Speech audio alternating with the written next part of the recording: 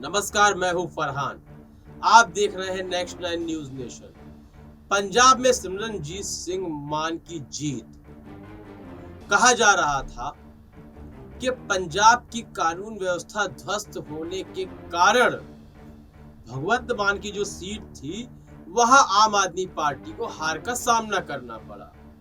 लेकिन आज यह कार्यक्रम हार या जीत को लेकर नहीं है पंजाब में, बल्कि इस जीत के बाद जिस तरह के क्रियाकलाप हुए उस बात को लेकर सवाल है। सिमरनजीत सिंह मान ने जीतने के बाद कहा कि यह जनरल सिंह भिंडरवाले की शिक्षाएं थीं जिसके कारण हमें जीत प्राप्त हुई। शिरोमणि अकाली दल भारतीय जनता पार्टी का सहयोगी दल रहा है और इस जीत को लेकर जनरल सिंह भिंडरवाले का नाम लिया गया।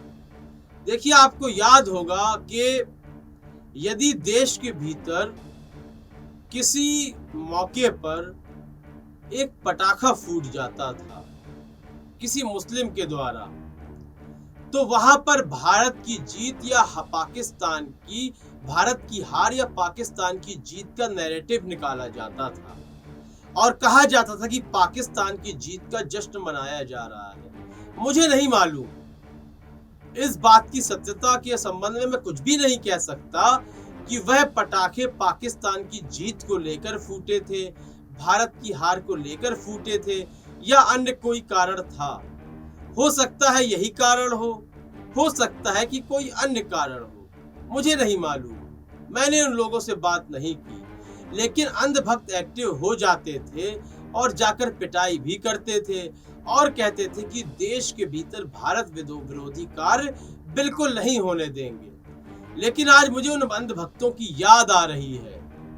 मुझे यह लग रहा है कि वह कहां छिपे हुए हैं, वह निकलकर बाहर क्यों नहीं आ रहे। क्या उनके अंदर का सामर्थ्य खत्म हो गया है या भारत के प्रति जो वफादारी थी वह कहीं गुम हो गई है?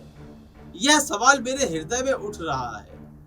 जिस तरह सिमरनजीत सिंह मान ने भिंडरवाले का नाम लिया, भिंडरवाले को तो देश के भीतर जो हमें बताया गया आतंकवादी बताया गया, भारत विरोधी बताया गया, अलगाववादी कहा गया और कहा गया कि भारत से एक हिस्सा अलग करना चाहता था वह व्यक्ति, तो हम उसको मोहम्मद अली जिन्ना के बराबर ही रखने की कोशिश करेंगे। और इतना ही नहीं, उसने स्वयं खून खराबा भी किया, एक सेना बना ली, देश के भीतर ही गृह युद्ध छेड़ दिया, तो हम तो उसको मोहम्मद अली जिन्ना से भी बदतर कहने की कोशिश करेंगे।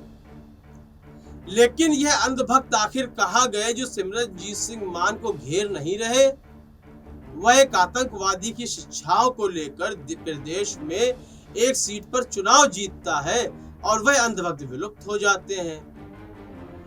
अमृतसर की सड़कों पर पुलिस के सामने ही खालिस्तान जिंदाबाद के नारे लगाए जाते हैं, लेकिन केंद्र सरकार मूक बनी रहती है।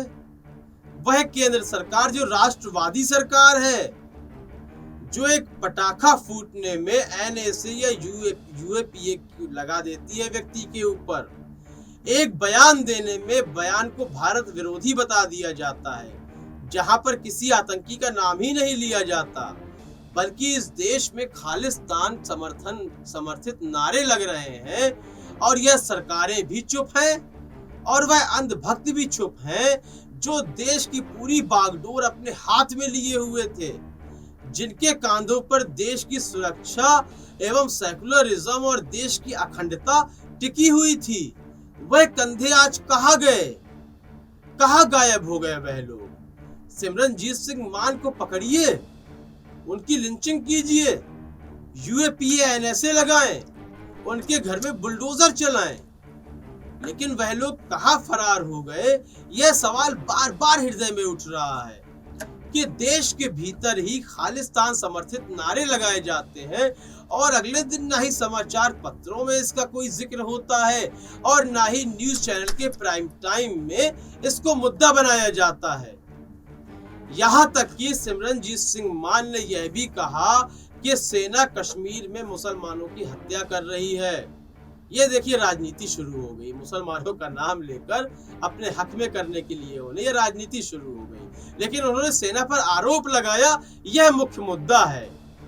सेना के लिए जो लड़ने मरने को तैयार थे, वह लोग आज सेना के संबंध में इस तरह की बातें कैसे सुन पा रहे हैं? देश के भीतर खालिस्तान समर्थित नारे कैसे वह सुन सकते हैं? खालिस्तान जिंदाबाद के नारे उन्हें कैसे पसंद आ रहे हैं? जनरल सिंह भिंडरवाले की जो शिक्षाएं हैं, उसको लेकर देश की एक लोकसभा सीट में जीत दर्ज की जाती है और ये अंधभक्त फरार है। बड़ी तरस आ रही है इन अंधभक्तों पर कि वह विचलित हो रहे हैं अंदर ही अंदर कि हम अभी सिख समुदाय का कुछ नहीं कर सकते, क्योंकि हमारे टारगेट में तो मुस्लिम समुदाय है। हम एक साथ दो समुदायों को कैसे निशाने पर ले लें, उन्हें कैसे दुश्मन बना लें। तो सिमरनजीत सिंह मान के इस बयान पर आपकी क्या राय है, आपके क्या विचार हैं? अपनी राय अवश्य दें।